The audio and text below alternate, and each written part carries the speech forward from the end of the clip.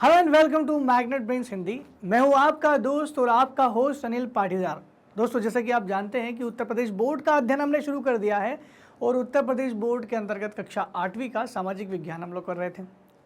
सामाजिक विज्ञान में हम लोग भूगोल के अंदर पाठ नंबर 5 पढ़ रहे थे और भूगोल की जो किताब आपको पता ही है, हमारी पृथ्वी हमारा जीवन। तो हमारी पृथ्वी और हमारा जीवन का पाठ क्रमांक 5 का नाम है भारत में उद्योग और धंधे। उद्योग धंधे में बात करेंगे आज हम लोग एक्सरसाइज की। हर एक चैप्टर के पीछे कुछ क्वेश्चंस आपसे पूछे गए हैं। आज हम लोग उन क्वेश्चन का उत्तर ढूंढने का प्रयास करेंगे और बेहतर से बेहतर क्वेश्चन हम लोग आज बताएंगे। क्वेश्चन के उत्तर हम बताएंगे। प्रश्न क्रमांक 1 है, निम्नलिखित प्रश्नों के उत्तर संक्षेप में लिखिए। प्रश्न क्रमांक क, यानी इनके जो उत्तर है छोटे छोटे एक एक दो दो लाइन में उत्तर आपको लिखना है। अगर आपके पास ज़्यादा डेटा है तो ज़्यादा भी लिख सकते हैं, जैसे कि ये उत्तर काफ़ी बड़ा होने वाला है। जैसे भारी एवं लघु उद्योग में क्या अंतर है, तो ये जो उत्तर है काफ़ी लंबा हो सकता है क्योंकि इसको समझाने में हमें टाइम लगेगा। जैसे अगर आपसे पूछा था कि भारी उद्योग कौन से होते हैं, तो वो उद्योग जो जिनमें पूंजी निवेश ज़्यादा किया जाता है या 1 करोड़ से ज़्यादा का पूंजी निवेश जिन उद्योगों में होता है उन्हें भारी या वृहद उद्योग कहते हैं। ये उद्योग जिनमें श्रम शक्ति ज़्यादा इस्तेमाल होती है, वो उद्योग जिसमें ज़्यादा शक्ति के साधन की ज़रूरत पड़ती है, कोयला या विद्युत की बात कर रहा हूँ मैं। वे उद्योग जिनमें बड़ी बड़ी मशीनों की आवश्यकता होती है और वो उद्योग जो ज़्यादा मात्रा में भारी सामानों का उत्पादन करता है, बल्क में सामानों का उत्पादन करता है, इन्हें हम वृहद उद्योग कहते हैं। भारत में ऐसे बहुत सारी बड़ी बड़ी इंडस्ट्री है। ये सार्वजनिक क्षेत्र के भी हो सकते हैं, निजी क्षेत्र के भी हो सकते हैं और निजी तथा सार्वजनिक दोनों के मिलो जुलो भी हो सकते हैं, यानी संयुक्त उपक्रम भी हो सकते हैं। जैसे भारत में बहुत सारी कंपनियां प्राइवेट भी हैं, जैसे Tata steel and iron and steel company, जिसको हम लोग टिस्को के नाम से जानते हैं, वो आपके जमशेदपुर में है। वहीं जमशेदपुर झारखंड के पास में ही उसी झारखंड में बोकारो नाम की एक जगह है, तो बोकारो जो स्टील प्लांट है वो सरकार के अंडर में काम करता है। शासकीय की बात करें तो राउरकेला, दुर्गापुर, भिलाई, ये सारे के सारे जो लौह इस्पात केंद्र है ये सब शासकीय हैं। और कुछ उसके अलावा जो बचते हैं वो सब जो है शासकीय के साथ प्राइवेट भी हो सकते हैं। जैसे अगर मैं मारुति सुजुकी की बात करूँ तो वो शासकीय प्लस प्राइवेट दोनों का मिला जुला रूप है। जैसे आपका रिलायंस इंडस्ट्रीज़, टाटा इंडस्ट्रीज़, ये सारी क्या है, ये सब प्राइवेट यानी निजी क्षेत्र के उपक्रम है। तो इसमें बल्क में सामग्री बनाई जाती है, इसलिए ये अलग है। तो सबसे पहले बात कर लेते हैं भारी उद्योगों की। भारी या वृहद उद्योग बड़े पैमाने पर स्थापित किए जाते हैं। इनका एरिया बड़ा होता है, पैमाना भी बड़ा होता है, जिनके लिए अधिक मात्रा में पूंजी की आवश्यकता पड़ती है। और मैंने पूंजी का एक क्राइटेरिया भी बताया था आपको कि 1 करोड़ से ऊपर की पूंजी। कच्चा माल भी ज़्यादा मात्रा में इस्तेमाल होता है, श्रम शक्ति ज़्यादा ज़रूरत पड़ेगी, भूमि, मशीन, बड़ी बड़ी मशीनों की आवश्यकता पड़ेगी और शक्ति के साधनों की भी आवश्यकता बहुत ज़्यादा पड़ती है। अधिक मात्रा में वस्तुओं का उत्पादन भी होता है, जैसे लौह इस्पात उद्योग, जिनके एग्जाम्पल भी मैंने आपको दिए हैं, जैसे सीमेंट उद्योग, दवाई उद्योग, रासायनिक खाद, वस्त्र उद्योग, वायुयान, जलयान, मोटर गाड़ी, रेल के डिब्बे, सारे जितने भी उद्योग है बड़े बड़े, ये सब क्या कहलाएंगे, वृहद उद्योग में आते हैं। तो फिर बात हो रही है कि भाई जब भारी उद्योग और लघु उद्योग में अंतर क्या है, तो भारी तो हमने समझ लिया, लघु उद्योग क्या होते हैं। लघु उद्योग वो उद्योग होते हैं जिनमें निवेश 1 करोड़ रुपए से कम किया जाता है, यानी जिसमें ज़्यादा निवेश तो नहीं होता है, लेकिन लघु उद्योग में भी छोटी छोटी मशीनों की आवश्यकता पड़ती है। वहीं लघु उद्योग में श्रम शक्ति की आवश्यकता तो पड़ती है, लेकिन कम मात्रा में श्रम शक्ति की आवश्यकता पड़ती है और अलग से शक्ति भी चाहिए, उसको अलग से शक्ति के साधन भी चाहिए, बिजली वगैरह, तो वो इतनी ज़्यादा नहीं होती जितनी वहाँ पर होती है, बड़े उद्योगों में होती है। लघु उद्योग छोटे छोटे साज सामानों का निर्माण करता है जो रोज़मर्रा जीवन में हमें काम आते हैं, जैसे पंखे का निर्माण करना, सिलाई मशीन हो गया, छोटे मोटे घर के बर्तन वगैरह बनाना, ये सारी की सारी चीज़ें जो हैं ये काय में आती हैं, ये सब लघु उद्योग में आते हैं। खिलौने वगैरह जो बनाते हैं, घड़ियाँ वड़िया, तो ये सारी लघु उद्योग के अंतर्गत आती है। अब आपको क्लियर हो गया होगा कि लघु उद्योग छोटा पैमाना है और वृहद उद्योग बड़ा पैमाना, जैसे कि नाम से ही जाहिर है, लघु का मतलब छोटा होता है। तो लघु उद्योग के बारे में भी चर्चा कर ही लेते हैं। अगर मैं प्रीवियस उद्योग की बात करूँ, यानी मैं भारी उद्योग की बात करूँ, तो भारी उद्योग के बारे में ऐसा कह सकते हैं कि जो भारी उद्योग होते हैं वो सरकारी एवं निजी दोनों क्षेत्र में लगाए जाते हैं। अभी तो मैंने बात की कि भारी उद्योग सरकारी भी होते हैं, निजी भी होते हैं, सरकारी निजी दोनों भी होते हैं, दोनों का मिला जुला रूप भी होता है, जैसे मारुति सुजुकी।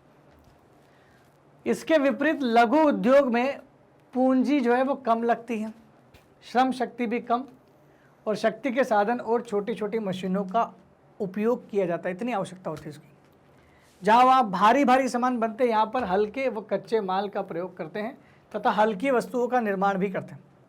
ज़्यादातर छोटी और हल्की वस्तुएं बनाई जाती हैं। कई बार तो ये भारी उद्योगों के उत्पादों के छोटे छोटे भाग भी बनाते हैं। भारी उद्योग में मशीनें या कुछ बन रही होती है, जैसे मान लो फॉर एग्जांपल मैं कोई बस की बात कर दूं, तो बस में सिर्फ बहुत सारी चीज़ें होती, छोटी छोटी जो होती, जैसे बस के ग्लास हो गए या चुटकियाँ हो गई या कुछ और चीज़ें हो गई, ये सब चीज़ें कोई छोटा उद्योग बनाता है। तो लघु उद्योग बृहद उद्योग के लिए छोटे छोटे पार्ट्स भी बनाते हैं। इलेक्ट्रॉनिक सामान, पंखे, सिलाई मशीन, साइकिल, जूते, तेल, माचिस, खिलौना, ये सब आदि जो है सब कैसे, ये सारे के सारे लघु उद्योग के उदाहरण हैं और ये उद्योग केवल निजी क्षेत्रों में लगाए जाते हैं। ये जो लघु उद्योग है ये किसी भी सरकार का कोई उद्योग होता नहीं, छोटी छोटी कोई सरकार बनाता ही नहीं। क्या कभी आपने सुना है कि सरकार की कोई सरकारी कंपनी जो घड़ी का निर्माण कर रही है? कभी आपने सुना है कि सरकारी कंपनी है जो भाई कोई आपके घर की जो सिलाई मशीन वो बना रही है? कोई पंखा ही बता दो, या कोई छोटी छोटी चीज़ जो हमारे घर में निर्मित हो रही है, बर्तन ही बता दो, सरकार कोई बर्तन भी बनाती है? नहीं बनाती। सरकार कभी छोटे उद्योग में आती ही नहीं है। बृहद उद्योग में सरकार के पास है क्योंकि वो आधारभूत उद्योग है। वृहद में भी केवल आधारभूत उद्योगों में ही काम कर रही है, बड़े बड़े उद्योगों में, लेकिन लघु उद्योग में कोई शासकीय उद्योग नहीं है। ज़्यादातर उद्योग जो है वो निजी क्षेत्र के होते हैं, इसलिए यहाँ लिखा क्या है, ये उद्योग निजी क्षेत्र के होते हैं। बात समझ में आ गई? तो यहाँ पर लघु उद्योग और भारी उद्योग के मध्य हमने अंतर समझ लिया है। क्वेश्चन तो काफ़ी बड़ा था, ये अच्छा क्वेश्चन था। बात करते हैं कृषि पर आधारित 4 उद्योगों के नाम बताओ। अगर आपके जहन में कोई 4 उद्योग जो कृषि पर आधारित चल रहे हैं तो ज़रूर आप कमेंट सेक्शन में लिख के बता सकते हैं, क्योंकि हम लोग जल्द ही उसकी बात करने वाले हैं। तो कृषि पर आधारित उद्योग कौन कौन से हो सकते हैं? जैसे फॉर एग्जाम्पल हमारा पहला उद्योग है वस्त्र उद्योग। वस्त्र उद्योग कृषि पर आधारित है। कैसे आधारित है? क्योंकि कृषि से संबंधित जो भी कच्चा माल आता है, जैसे कॉटन हो गया, कपास हो गया, अगर कपास को उद्योग में इस्तेमाल किया जा रहा है तो वो कृषि आधारित उद्योग क्यों नहीं कहलाएगा? एक तो हो गया आपका कपास, दूसरा हो गया गन्ना। गन्ने का उत्पादन होता है तो गन्ने से क्या बनता है? चीनी बनती है। और मैंने बोला कपास से क्या बनता है? कपास से क्या बनता है? कपास से बनता है आपका सूती वस्त्र, कपास। ये जूट की खेती होती है, पटसन पश्चिम बंगाल में होता है। रेशम का कीड़ा होता है, बिल्कुल। कोकून की खेती होती है, शहतूत की खेती होती है, बिल्कुल होती है। तो ये सब खेती आधारित उद्योग तो है। रेशम का उत्पादन, चीनी का उत्पादन, सूती वस्त्र का उत्पादन, जूट का उत्पादन, ये सारे के सारे जो धंधे, उद्योग धंधे, ये काय पे डिपेंडेंट है? ये कृषि पर आधारित है। तो कृषि आधारित उद्योग दोस्तों ये तो केवल एग्जाम्पल है, लेकिन अगर आपसे क्वेश्चन बदल करके पूछ लिया जाए तो बताओ वन पर आधारित उद्योग क्या क्या हो सकते हैं? तो वनों से प्राप्त जो भी चीज़ें हैं उन पर बहुत सारे उद्योग आधारित होते हैं। जैसे फर्नीचर उद्योग पूरा वन पर आधारित है। लकड़ियों से जो सामान बनाए जाते हैं वो सारे के सारे वन पर आधारित है। जितने भी फ्रूट्स वगैरह आते हैं, जैसे आम की देख लो, तो जैसे आम की कंपनी की कोई बहुत सारे जो कंपनी है वो जूस बना के बेचती है, तो वो एक कहीं ना कहीं वो फ्रूट वाला उद्योग काम आ रहा है।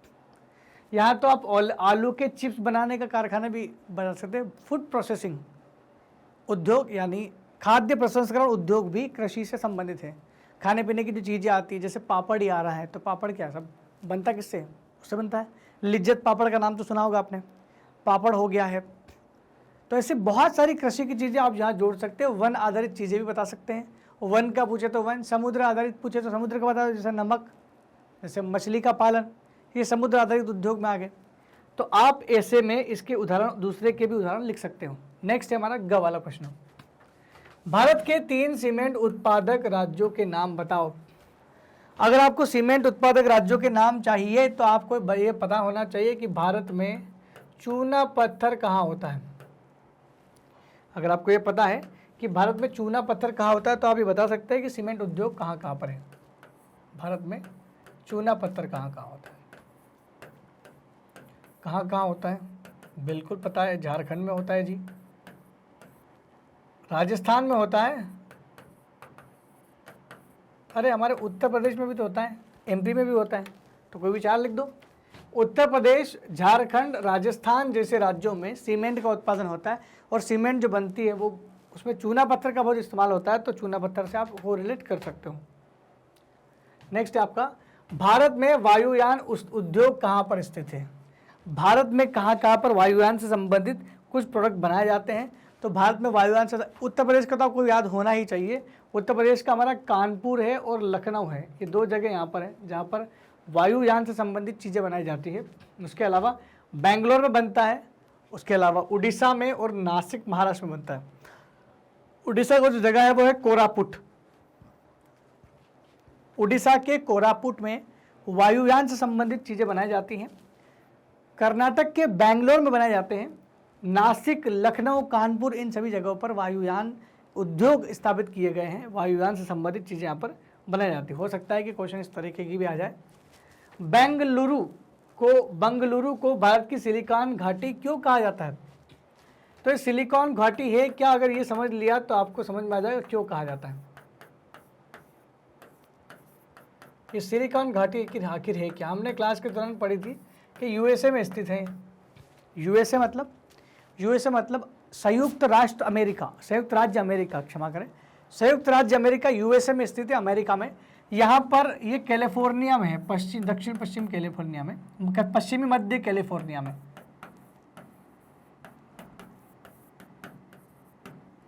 कैलिफोर्निया में स्थित है। सिलिकॉन घाटी कैलिफोर्निया में स्थित है। सेंट जॉर्ज और सैन फ्रांसिस्को नाम के दो शहरों के बीच में स्थित है। और यहाँ पर खास कर क्या बनाया जाता है? सूचना प्रौद्योगिकी का हब है ये, सूचना एवं प्रौद्योगिकी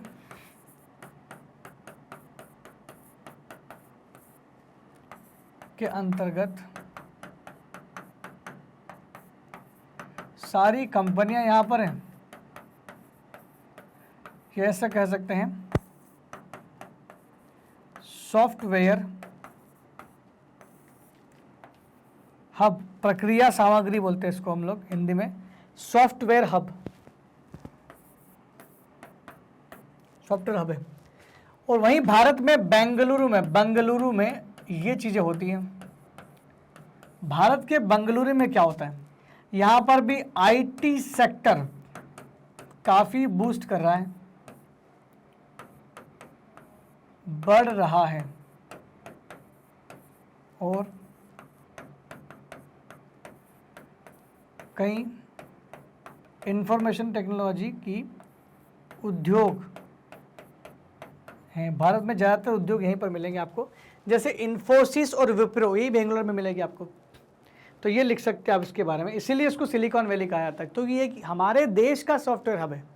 जैसे अमेरिका का सॉफ्टवेयर हब सिलिकॉन वैली है, ऐसे इंडिया का सॉफ्टवेयर हब बेंगलोर है, इसीलिए बेंगलोर को इंडिया का सिलिकॉन वैली कहा जाता है। तो कर्नाटक की राजधानी बेंगलोर को भारत की सिलिकॉन वैली कहा जाता है क्योंकि भारत में सॉफ्टवेयर की सबसे अधिक कंपनियां बेंगलोर में है, या ये सॉफ्टवेयर का हब भी ऐसा कह सकते हैं आप। नेक्स्ट है, तेल शोधन शालाओं से प्राप्त होने वाला उत्पाद क्या क्या होता है? देखिए, तेल जो होता है खनिज तेल, इसको हम लोग शोधित करते हैं तो क्या क्या मिलता है? खनिज तेल को जब हम लोग शोधित करते हैं तो क्या क्या मिलता है, ये यही क्वेश्चन पूछा गया है।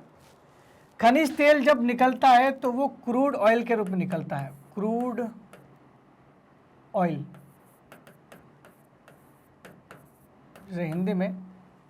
जैसे हिंदी में कहते हैं कच्चा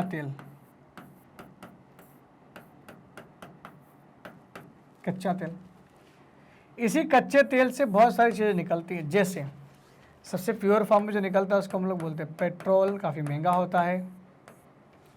पेट्रोल के अलावा इससे लेता है डीजल, केरोसिन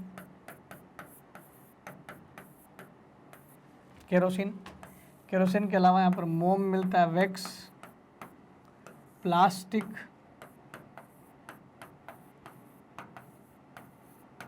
मिलता है। प्लास्टिक के अलावा और भी चीज़ें मिलती हैं, लुब्रिकेंट, स्नेहक मिलते हैं। ठीक है, तो ये सारी की सारी चीज़ें जो आपको दिखाई दे रही है, खनिज तेल, क्रूड ऑयल, स्नेहक, पेट्रोल, डीजल, केरोसिन, मोम, प्लास्टिक, ये सारी की सारी चीज़ें कहाँ पर दिखाई देती है?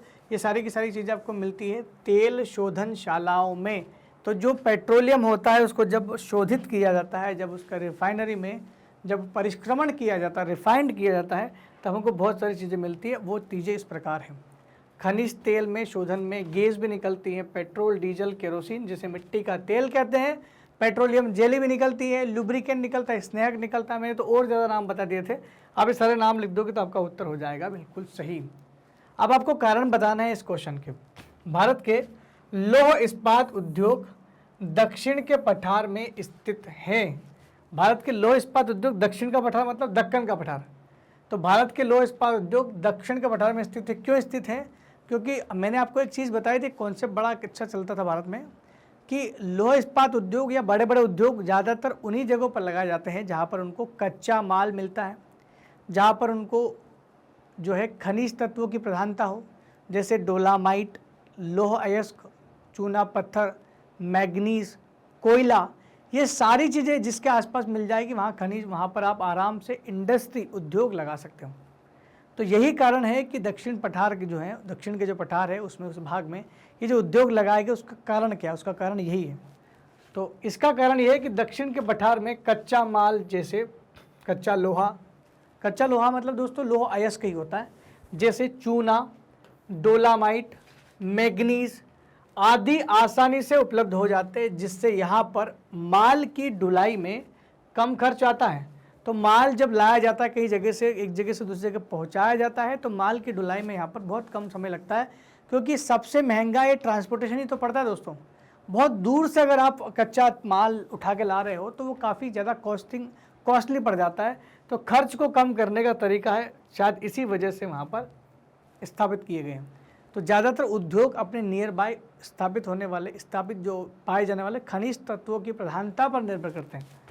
गुजरात और महाराष्ट्र में सूती वस्त्र उद्योग के कारखाने अधिक हैं, लेकिन क्वेश्चन जो है वो तब पूरा होता है जब आपके सामने ये लिखा है। क्यों गुजरात और महाराष्ट्र में वस्त्र उद्योग के कारखाने अधिक है? क्यों, क्या कारण है कारखाने अधिक है वहाँ पर? तो वस्त्र उद्योग के लिए मैंने बोला ना कि कोई भी उद्योग क्यों ना हो, उसके लिए स्थापित करने के लिए सबसे पहले क्या चीज़ देखी जाती है? कच्चा माल देखा जाता है। और भारत में सूती वस्त्र उद्योग के लिए जो कच्चा माल है वो क्या है? कपास। और कपास दो ही राज्यों में सबसे ज़्यादा होता है, गुजरात और दूसरा महाराष्ट्र। इन दोनों की बात करें क्यों होता है इन दोनों में कपास ज़्यादा? तो यहाँ पर नम जलवायु होती है और दूसरा यहाँ पर काली मिट्टी पाई जाती है, नम जलवायु और काली मिट्टी होने की वजह से ही यहाँ पर सबसे ज़्यादा मात्रा में कॉटन का उत्पादन होता है, और इसीलिए गुजरात और महाराष्ट्र में सूती वस्त्र के उद्योग स्थापित किए गए। बस यही कारण था इसका, ये कारण आप लिख सकते हैं। गुजरात और महाराष्ट्र में कपास अधिक होता है। क्यों होता है मैंने बता दिया, नम जलवायु और वहाँ पर काली मिट्टी, इसलिए यही कारण है कि यहाँ सूती वस्त्र उद्योग के कारखाने अधिक हैं। बात समझ में आ गई? नेक्स्ट क्वेश्चन लिखते हैं, नेक्स्ट क्वेश्चन देखते हैं। नमक में आयोडीन क्यों मिलाया जाता है? तो भाई नमक में आयोडीन इसलिए मिलाया जाता है क्योंकि हमारे गले से संबंधित एक रोग हो जाता है नमक को अगर बिना आयोडीन के खाओगे तो, और उस रोग का नाम है घेंगा रोग। बड़ा प्रॉब्लम क्रिएट करेगा घेंगा रोग। तो घेंगा रोग नहीं होना चाहिए, नहीं हो, इसके लिए आयोडीन मिलाया जाता है नमक में। तो नमक में आयोडीन मिलाया जाता है क्योंकि आयोडीन घेंगा रोग से बचाने के लिए उपयुक्त होता है, इसलिए उसमें आयोडीन मिलाया जाता है। नेक्स्ट है, जापान एक विकसित देश है क्यों? तो मैंने तो आपको क्लास में बताया था कि विकसित देश की क्या विशेषता है, कौन देश विकसित देश कहलाएगा, तो ये सब विशेषता जापान की भी है ना। तो क्या है विशेषता, जरा देख लेते हैं। विकसित देश की विशेषता,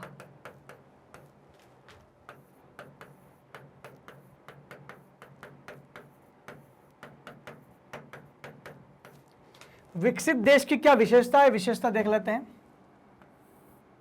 नंबर 1 विशेषता, उच्च कोटि के उद्योग।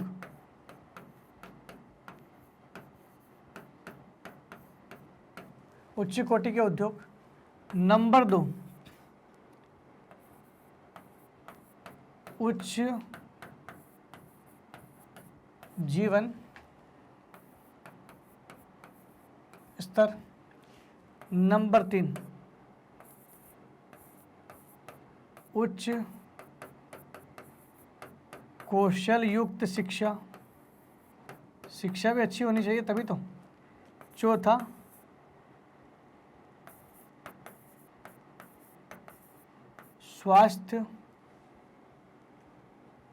स्वास्थ्य सुविधा, हेल्थ केयर सिस्टम होना चाहिए, स्वास्थ्य सुविधा, स्वास्थ्य सुविधा ये होना चाहिए। जिस देश के पास में उच्च कोटि के उद्योग, उच्च जीवन स्तर, उच्च कौशल शिक्षा या उच्च अच्छी स्वास्थ्य सुविधा होगी उस देश में, वो देश विकसित देश कहलाएगा। और जिस देश में इन चीज़ों का अभाव होगा वो देश विकासशील देश कहलाएगा। जैसे जापान, तो जापान में सब चीज़ें। जापान एक विकसित देश है क्योंकि यह एक औद्योगिक देश है, यहाँ बड़े बड़े उद्योग स्थापित किए गए उच्च कोटि के, यहाँ पर कुशल व शिक्षित श्रमिक है। तो शिक्षा जो है वो कौशल होना चाहिए, कौशलयुक्त। उच्च एवं आधुनिक तकनीकी के कारण भी भारी मात्रा में उच्च स्तर की वस्तुओं का उत्पादन होता है। तो एक देश इसलिए विकसित है क्योंकि इसके पास में तकनीकी है, कुशल श्रमिक है और यहाँ पर ये औद्योगिक क्षेत्र है, उच्च कोटि के उद्योग यहाँ पर बसाए गए। जो हमारा टर्म्स था वहाँ पर, जो हमने 5 टर्म लिखे थे, 5 नंबर लिखे थे, वो 4 नंबर लिखे थे, वो ध्यान रखना। रिक्त स्थानों की पूर्ति कीजिए। रेल के रिक्त स्थान का मतलब क्या है कि पीछे जो ऑप्शन दिए गए उसमें सही ऑप्शन चुनना है आपको। भाई रेल के डिब्बे रिक्त स्थान बनाए जाते हैं, कहाँ बनाए जाते हैं? क्या चित्तरंजन में बनाए जाते हैं, क्या कपूरथला में बनाए जाते हैं, या फिर वाराणसी में? तो राइट आंसर उसका है कपूरथला। काफ़ी फेमस जगह कपूरथला। तो कपूरथला में रेल के डिब्बे बनाए जाते हैं। सीमेंट उद्योग के लिए कच्चा माल कहाँ से आता है? क्या तांबे लोहे से बनता है कि चूना पत्थर से? तो मैंने अभी बताया था आपको कि जहाँ जहाँ चूना पत्थर होगा वहाँ सीमेंट उद्योग बिल्कुल होगा, तो चूना पत्थर उसका राइट आंसर है। रांची रिक्त स्थान में बनाने का कारखाना स्थित है। जलयान, भारी मशीन, तेल शोधन। तो भारी मशीन का कारखाना वहाँ पर है, भारी मशीनों का, रांची में। कहवा रिक्त स्थान से प्राप्त किया जाता है। तना, फल, जड़। अब आप खुद बताइए इसका आंसर क्या होता है। कहवा, कॉफ़ी क्या होती है? कॉफ़ी का क्या चीज़ होती है? तो कॉफ़ी फल से निकाला था, उस फल को तोड़ के उससे बीज निकाला था, बीज उसको सुखाकर पॉलिश करके मार्केट में बेच दो। यही तो लास्ट क्लास में हमने बात की थी। अब बात करते सही जोड़ी बनाइए, कौन सा पॉइंट किस चीज़ को मैच करता है? तो जमशेदपुर झारखंड में ये किस चीज़ के लिए फेमस है? क्या कानपुर तो मैच नहीं कर रहा है, मथुरा तो नहीं है, सिंदरी वस्त्र उद्योग, लोह इस्पात उद्योग। तो जमशेदपुर इन दोनों उद्योग में से किसी एक उद्योग के लिए फेमस है। जमशेदपुर में टाटा स्टील प्लांट है, स्टील मतलब इस्पात। ये हो गया आपका। अहमदाबाद किस चीज़ के लिए फेमस है? भाई गुजरात में सबसे ज़्यादा कपास होता है, तो अहमदाबाद काहे के लिए फेमस होगा? वस्त्र उद्योग के लिए। ये हो गया भाई वस्त्र अपना। रासायनिक उर्वरक के लिए क्या चीज़ फेमस है? तो उसके लिए आपका सिंदरी फेमस है। जबकि वायुयान का जो निर्माण के संबंधित जो उद्योग से संबंधित जगह है वो कानपुर है। और बचा हुआ आपका तेल शोधन, तो ये आपका मथुरा में मिलेगा। आपको तेल शोधन कहाँ मिलेगा? मथुरा में मिलेगा। अब इसको एक बार सही उत्तर देख लेते हैं। इसका सही उत्तर ये रहा आपकी स्क्रीन पर, या आप देख सकते हैं सही उत्तर को। जमशेदपुर में आपको लोह इस्पात उद्योग मिलेगा, अहमदाबाद में आपको वस्त्र उद्योग मिलेगा, वहीं रसायन उर्वरक का जो उद्योग है वो सिंदरी में है। और कुछ लोगों को ये शहर पता नहीं सिंदरी कहाँ है, तो मैं आपको बता दूं ये झारखंड में है दोस्तों।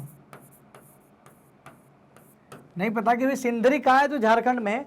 वायुयान की बात करें तो वायुयान उद्योग फेमस है कानपुर का, भाई ये तो यूपी में है। और तेल शोधन की जो शाला है काफ़ी बड़ी, वो मथुरा में है। तो तेल शोधन के लिए मथुरा काफ़ी फेमस है। तो ये सारे के सारे आंसर आपकी क्या ठीक है। अब बात करते हैं कि भारत के निम्नलिखित उद्योग केंद्रों को भारत के रिक्त मानचित्र पर दर्शाएं। 3 लोह इस्पात उद्योग के नाम है, बोकारो, भिलाई और राउरकेला, इनको दर्शाना है। और 3 वस्त्र उद्योग केंद्र है, सूरत, औरंगाबाद और मदुरई, इन तीनों को 6 को दर्शाना है। और मानचित्र ये है आपके पास में ब्लैंक। तो सबसे पहले तो हमको करना क्या है? सबसे पहले तो हमको ये करना है, लेकिन जो क्वेश्चन बिता गया है इसमें मैंने नोट डाल के इसलिए लिखा है कि मानचित्र पर इन स्थानों को बच्चे स्वयं अंकित करें। आप एक बार अपने क्लास में अपनी बुक में जो मानचित्र दिया गया उसको फिल करें, या एक ब्लैंक मानचित्र लेकर के उसको फिल करना कोशिश करें, जैसे मैं कर रहा हूँ वैसे करना है। तो सबसे पहले तो देख लो कि भाई संकेत करना है तो कहाँ संकेत करना है। संकेत करने के लिए आपको क्या करना पड़ेगा? उस राज्य का नाम तो बताना चाहिए। तो जैसे मान लो बोकारो है, तो बोकारो कहाँ मिलेगा आपको? बोकारो आपको मिलेगा झारखंड, झारखंड ढूंढना है। भिलाई कहाँ मिलेगा? भिलाई आपको मिलेगा छत्तीसगढ़ में, सीजी में। और राउरकेला आपको मिलेगा उड़ीसा में। ये सब चीज़ें आपको मिल जाएगी इन अलग अलग राज्यों में। अब आपको ढूंढना है 3 लौह इस्पात उद्योगों के नाम। ठीक है, 3 लौह इस्पात उद्योग के नाम देख लेते हैं। क्या क्या नाम थे? बोकारो, बोकारो नाम था। उसके अलावा क्या नाम थे? राउरकेला, राउरकेला। राउरकेला के बाद तीसरा नाम क्या था? भिलाई, भिलाई। तो देखिए राउरकेला और बोकारो भिलाई कहाँ पर? ये झारखंड रहा आपका, ये यहाँ पर, ये झारखंड। तो झारखंड में यहाँ क्या मिल जाएगा आपको? बोकारो, बोकारो। और भिलाई आपको ये छत्तीसगढ़ में मिल जाएगा भिलाई। और ये उड़ीसा आपका नीचे, यहाँ उड़ीसा में आपको मिल जाएगा राउरकेला। और रही बात वस्त्र उद्योग की, तो वस्त्र उद्योग का कलर चेंज कर लेते हैं। ये कलर कर लिया हमने काला, और एक काला कलर की बात करेंगे तो अहमदाबाद यहाँ पर है भाई साहब, ये अहमदाबाद।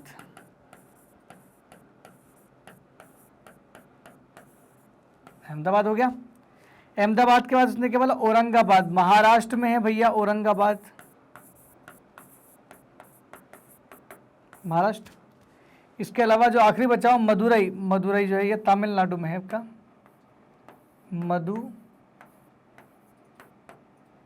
मदुरई।